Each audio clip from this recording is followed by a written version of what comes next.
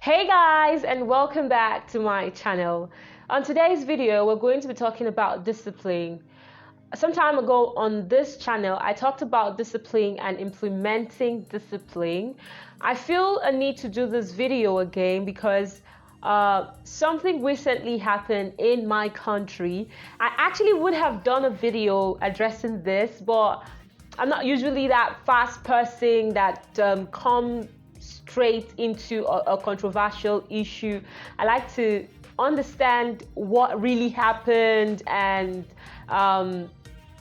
put myself in the emotions of each person before I address the issue. So this video today is going to be addressing teachers, it's going to be addressing parents, so you definitely have to keep on watching. Before I start, this is not me telling you what to do or what not to do. This is only me expressing what I think about the whole issue and sharing my thoughts as a teacher that I am, and just generally sharing my thoughts and opinions and how situations should be dealt with, owning to the fact that I have a couple of years of experience teaching. So yeah, I think it all transpired between the parents and the teacher and the school, and yeah, it was blown up. Everybody found out about all of it because of the fact that the parent involved was a public figure. I won't bother myself mentioning names because if you understand what I'm saying, you definitely know what I'm talking about. So from what we heard, the teacher had personal problems with the parent and started bullying the child. First of all, I want to address something. For no reason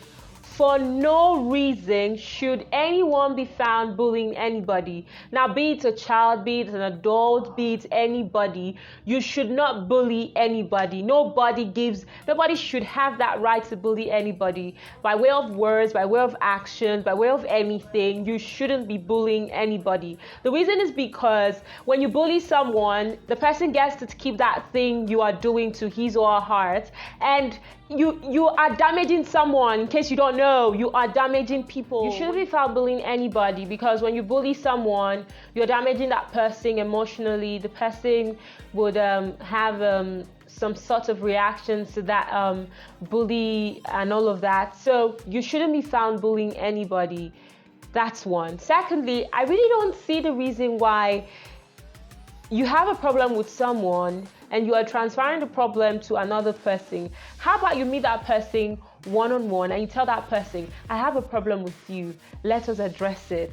Why going through another person? Why letting another person suffer for the problem you have with another person? I really don't get it. So I'm bringing this whole issue, not that the person is even dealing with a child. Now, okay, so for teacher-child, the relationship is different. As a teacher, you are a role model.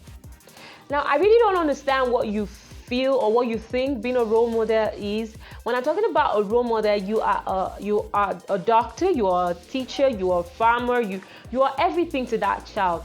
I really don't know if you are a subscriber on this channel and you are a teacher, you'd really understand what I'm talking about. There are situations where you tell the child you teach to do something, the child does it. Now, sometimes when the parents tell the child, okay, you do this, the child will say, my teachers. So like the child is looking up to you. You are an example to that child. If you are making that child believe that bullying is the best way, what do you think?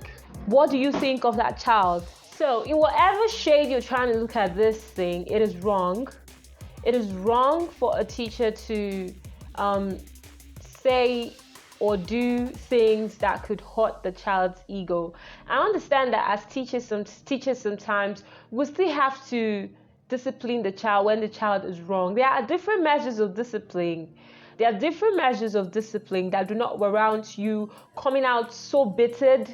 You know, the funny thing is, when you are a bitter person, the child you teach will know that this teacher, it's not what I'm doing that's the problem. It is this thing or that thing. So you shouldn't appear to be a bitter person. If you want to discipline a child, give the child the reason why you are doing whatever you are doing. And this is not me telling teachers to stop disciplining. No, this is me telling you to be more precise when you want to discipline a child. Children are not babies. Just in case you don't know, this is me telling you, you are looking at that child, he's 4, she's 4, they are 3, they are 2. They are not babies. They're not babies. They fully know what is going on around them. This is not the time when you just, okay, you kneel them there, you do this, you do that. No. You must give a child the reason why you are doing whatever you are doing. That is the century that we are in. So if you must discipline your child, you must tell the child, okay, this is the reason why you're being disciplined. All right. Now, addressing parents, as much as, yes, I know sometimes I really put myself in the situation or the shoes of parents. It's really not easy going through birth and raising the child, and now you see a total stranger that is not even aware of the whole pain and everything you have to go through, like because for me I feel it's maltreating when you are not disciplined. When you're not disciplined out of love, then you are definitely maltreating that child. So you are not seeing that person maltreating your child, definitely it gets to you, you get in the mood and all of that. But an advice I really want to give to parents is, teachers are also part of raising your child, which is why you entrust the duties. You take your children to school, you tell them, okay, I'll pick you up later. They are part of this process. So you need to learn to trust the teacher that you have decided, because you're given an opportunity to choose.